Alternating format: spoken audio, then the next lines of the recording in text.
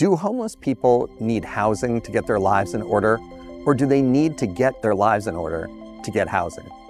This is a question that sparks a lot of strong opinions, especially in San Francisco, where it feels like we're spinning in circles with the homelessness crisis.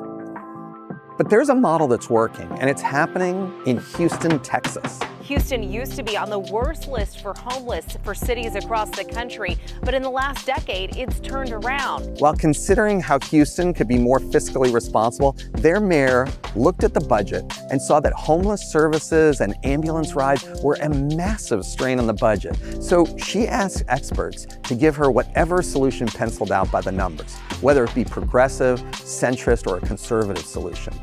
And the data pointed to one clear answer: housing first.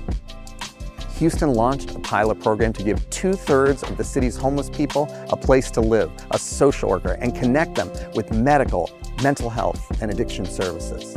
The catch? They had just 1 year to get on their feet and pay for that home themselves, or they were back out on the streets. And guess what happened? Of all the people they housed, only 4% of them returned to the streets. A whopping 5,300 people took advantage of their newfound security, finding employment, sobriety, and stability, and continued to pay for their home themselves.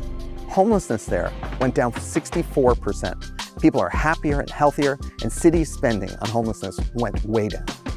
Now, San Francisco's not Houston. Space is more limited and costs are higher.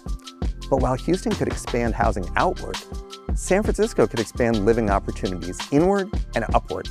We need to create more affordable housing and fill the more than 40,000 empty housing units in our city.